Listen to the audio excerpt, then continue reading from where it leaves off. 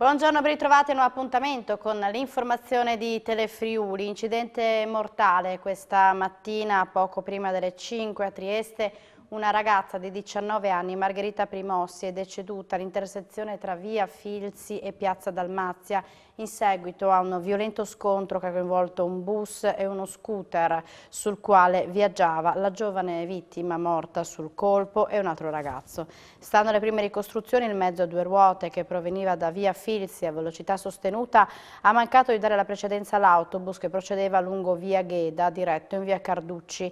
Il conducente del mezzo pubblico, 45 anni, ha immediatamente tentato di rianimare la ragazza praticandole un massaggio cardiaco in attesa dei soccorsi, purtroppo invani. L'autista è stato anch'esso condotto all'ospedale di Cattinara sotto shock, ferito ma non in pericolo di vita anche il ragazzo, l'amico della vittima.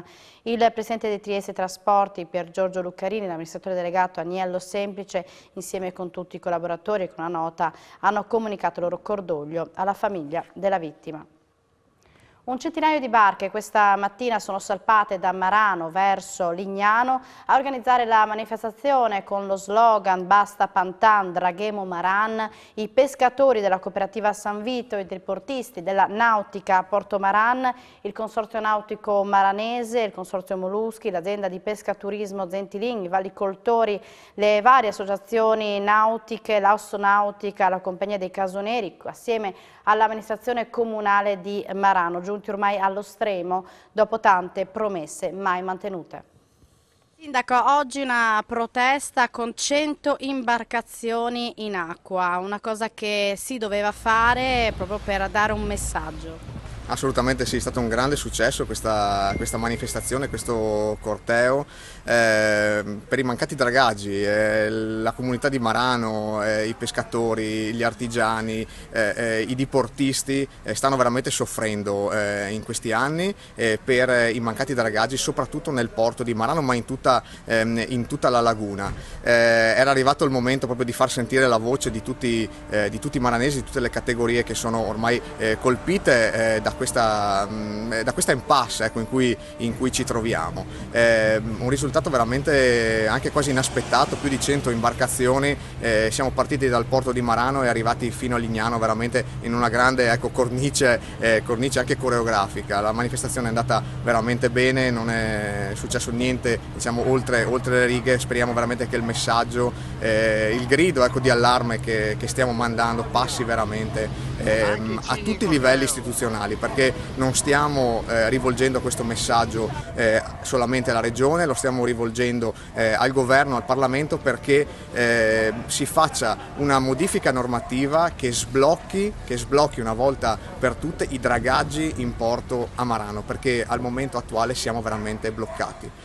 Oltre a ciò, la seconda cosa che chiediamo è, nel frattempo che ci sia questa modifica normativa che tolga, diciamo, un po' il pantano dell'interpretazione, ecco, di questa norma, un intervento urgente in porto, perché non possiamo più aspettare la prossima stagione ormai.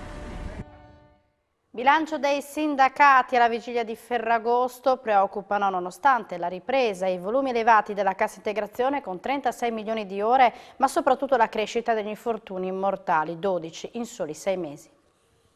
Uno dei problemi che rimangono è quello degli ammortizzatori sociali. Sì, purtroppo nel mese di giugno, contrariamente all'andamento degli ultimi mesi primaverili, c'è stata una recrudescenza dei dati del ricorso alla cassa integrazione. In totale, tra cassa integrazione e ammortizzatori in deroga, abbiamo qualcosa come 7 milioni di ore, che è un dato ovviamente molto eclatante. Guarda caso coincide anche con lo sblocco dei licenziamenti. Ora, dare una valutazione se cosa questo significhi, se è solo una questione momentanea o strutturale, io credo che ne capiremo meglio nei prossimi mesi, soprattutto quest'autunno, anche rispetto a tutto il tema del costo delle materie prime e quant'altro. Certamente quello che noi diciamo, e l'abbiamo anche ratificato dalla Regione, è che bisogna sostenere l'economia, come anche il governo italiano, e anche attraverso i contributi e ovviamente gli incentivi che vengono dati, ma soprattutto rivolgerli a quelle realtà che creano occupazione, per cui incentivi ma con dei vincoli. tanti infortuni sul lavoro. Questa è la nota fortemente dolente. Noi abbiamo un tasso di infortuni molto alto, tra i più alti d'Italia quest'anno qua, come crescita. Abbiamo purtroppo 12 infortuni mortali ed è un dato che quasi uguale a quello di tutta l'annata del 2019. Su questo purtroppo c'è ancora tanto da lavorare. Noi abbiamo attuato e col Covid hanno funzionato i protocolli della sicurezza sul contagio. Noi dobbiamo rafforzare questa via qua, oltre ovviamente quella dei controlli e delle assunzioni di personale per la vigilanza, gli organi ispettivi, ma anche un maggior rapporto e una maggior sinergia tra le parti sociali. Abbiamo fatto degli accordi importanti anche in quell'esempio di Pordenone verso dei percorsi che vanno verso formazione anche scolastica, perché secondo me un giovane quando entra nel mondo del lavoro deve avere conoscenza e comunque cognizione effettivamente dei temi legati alla sicurezza. L'obiettivo che noi ci poniamo come sindacato, se volete anche ambizioso, è quella di arrivare a infortuni mortali zero nel corso di qualche anno. Occorre uno sforzo di tutti, dalle istituzioni ovviamente e anche dai parti datoriali. In Friuli Venezia Giulia, delle oltre 607.878 persone che hanno completato il ciclo vaccinale da almeno 2 settimane, solo 712 hanno contratto il Covid-19 e solo 51 di loro hanno avuto necessità di cure ospedaliere. E quanto emerge dai dati aggiornati a ieri relativi all'efficacia dei vaccini che abbiamo commentato con il vicepresidente della regione Riccardo Riccardi, relativamente al contagio recente, i più colpiti sono i giovani maschi. Numeri lampanti che dimostrano l'importanza del vaccino per ricominciare a vivere in sicurezza. Lo ha detto il vice governatore Riccardi relativamente ai dati aggiornati sulla diffusione del Covid tra i soggetti vaccinati. L'osservatorio riguarda 607.000 persone vaccinate in seconda dose a 14 giorni. Ci dicono che di queste 607.000 persone 712 si sono ricontagiate e 51 hanno avuto domanda ospedaliera, 44 con ricovero e 7 in terapia intensiva. Quindi stiamo parlando complessivamente di un ricontagio dello 0,12%, con un valore legato alla terapia intensiva che è dello 0,001. In tutta Italia intanto aumenta la pressione ospedaliera pur rimanendo sotto i livelli di guardia. Anche noi siamo su quella tendenza, anche se abbiamo ancora dei valori molto bassi. Ovviamente la pandemia presenta caratteristiche sicuramente di contagio ancora presente, ma fortunatamente la pressione ospedaliera in questo momento è bassa. È chiaro che però tutto questo dipenderà anche dal comportamento delle persone, che in particolare in questo periodo sicuramente il contagio è più alto di quello della scorsa estate, però abbiamo il vaccino in più. Riccardi dà anche un dettaglio per quanto riguarda il contagio recente. Vediamo che il contagio abbassa la mediana d'età, quindi i giovani sono molto più colpiti. Abbiamo appena completato una riunione che ci fa vedere anche che i maschi giovani sono più colpiti delle giovani ragazze. Abbiamo lavorato anche sull'altro grande appuntamento che è alle porte, che è l'avvio delle scuole.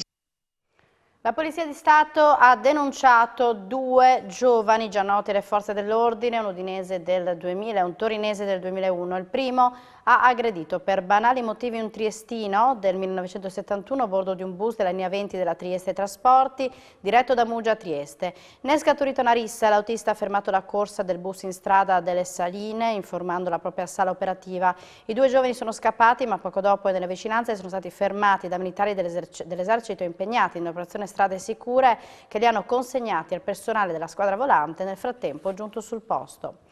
I carabinieri della compagnia di Tolmezzo, a conclusione di alcune indagini avviate a seguito di un furto messo a segno a buia all'interno di un'abitazione di un 58enne del posto, hanno denunciato in stato di libertà alla Procura di Udine 2 pregiudicati friulani residenti nella zona pedemontana. Si tratta di un 25enne e di un 24enne. I 2 giovani, dopo aver forzato una finestra, si erano introdotti nell'abitazione dell'uomo e avevano asportato 1.300 euro in contanti, alcuni coltelli di marca, un orologio da uomo. I militari dell'arma hanno anche recuperato parte della refurtiva, l'orologio e uno dei coltelli. Si è chiuso alle 22:30 circa di ieri un intervento scattato alle 20 della stazione del soccorso alpino di Cave del Predil assieme alla Guardia di Finanza e Vigili del Fuoco per cercare un 18enne disperso nei boschi soprastanti la frazione di Valbruna.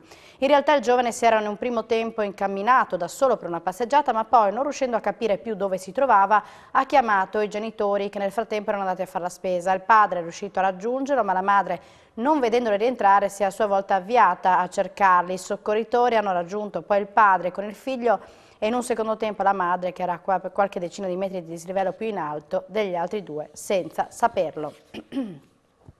È scomparso Roberto Provedani, titolare insieme alla moglie Fabrizia Meroi del ristorante stellato Light di Sappada. L'uomo da 1 anno e mezzo soffriva di un male incurabile. Il ristorante è stato insignito di una stella Michelin e Roberto è stato certificato nel 2015 del titolo di sommelier della guida I ristoranti d'Italia dell'Espresso. Siamo allo sport, due belle notizie per il calcio, per l'Udinese che ieri ha vinto per 3-1 nel primo turno di Coppa Italia, ha potuto riabbracciare i propri tifosi a 1 anno e mezzo dall'inizio della pandemia. Ecco, finalmente allo stadio. Sì, beh, ci voleva, insomma, dopo tanto tempo di lockdown finalmente si può tornare allo stadio e vedere una partita, ci vuole. Il Green Pass secondo me non è un problema. Lei l'ha fatto ed è convinta che è una misura che andava adottata? Assolutamente sì. Perché insomma non vedrei altre soluzioni per poter continuare tutto l'anno a vedere le partite di calcio in sicurezza, con tranquillità. Visto che c'è il Green Pass, secondo lei il problema capienza si potrebbe lasciare aperti le porte a più tifosi? Allora, innanzitutto il Green Pass dovrebbe permettere di aprire ad un numero molto più vasto, perché appunto garantisce la sicurezza. Nei momenti di super assembramento va bene, come faranno le hostess, immagino, la richiesta di indossare la mascherina, e del resto è una volutarietà che secondo me si può fare solo in questo modo, onde evitare poi di problematiche peggiori. Assolutamente il Green Pass ci vuole, basta, i ristoranti, dai, assolutamente ragazzi. Era ora di riaprire gli stadi, Sì. Il 50% basta o si può fare di più col Green Pass? Ma speriamo di più assolutamente col Green Pass, dai. Siamo in chiusura, l'informazione ritornerà in diretta alle 19, ma vi ricordo l'appuntamento con Telefriuli Estate dalle 17, saremo in diretta dalla spiaggia di Lignano Sabbiadoro. Grazie per l'attenzione e buon pomeriggio.